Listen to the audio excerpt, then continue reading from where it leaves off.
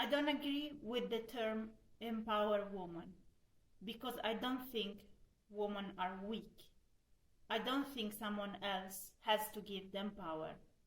Women are power. Today we are talking about Vandana Shiva. Vandana Shiva is a philosopher, a physicist, and a feminist.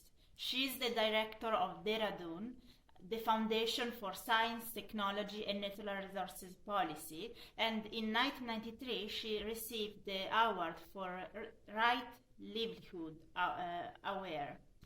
She is active in citizens' action against environmental destruction, including the Chipko movement. Also, the Science and Environment Advisor for the Third World Network. I will read now a few pieces from an article Vandana wrote in May 2019 to explain her way of thinking. My ecological journey started in the forest of Himalaya. My father was a forest conservator and my mother became a farmer after fleeing the tragic partition of India and Pakistan. It is from the Himalayan forests and ecosystem that I learned most of what I know about ecology.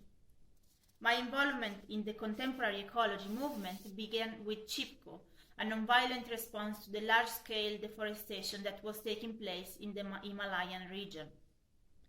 In 1973, I had gone to visit my favorite forest and swim in my favorite stream before leaving for Canada to do my PhD. But the forests were gone, and the stream was reduced to a trickle. I decided to become a volunteer for the Chipko movement and spent every vacation doing pad yatras, walking pilgrimages, documenting the deforestation and the work of the forest activists and spreading the message of Chipko. Beyond monocultures. From Chipko, I learned about biodiversity and biodiversity-based living economies. The protection of both has become my life mission. As I describe in my book, Monocultures of Mind, the failure to understand biodiversity and its many functions is at the root of the impoverishment of nature and culture. The Dead Earth worldview. The war against the earth began with this idea of separateness. Its contemporary seeds were sown where the living earth was transformed into dead matter to facilitate the Industrial Revolution. Monocultures replaced diversity. Raw materials and dead matter replaced a vibrant earth. Terra nullius, the empty land, ready for occupation regardless of the presence of indigenous people, replaced Terra Madre, Mother Earth. The death of the nature idea allows a war to be unleashed against the earth.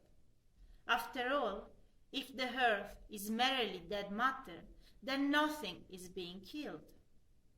A philosopher and historian, Caroline Merchant, points out that this shift of perspective from nature as a living, nurturing mother to inert, dead, and manipulatable matter was well suited to the activists that would lead to capitalism. Today, at a time of multiple crises intensified by globalization, we need to move away from the paradigm of nature as a dead matter. We need to move to an ecological paradigm, and for this, the best teacher is nature herself. For the ones that want to read the entire article, it is on Yes Magazine with the title, What Would Nature Do? This is all for now. Next week we will talk about Jane Goodall. See you.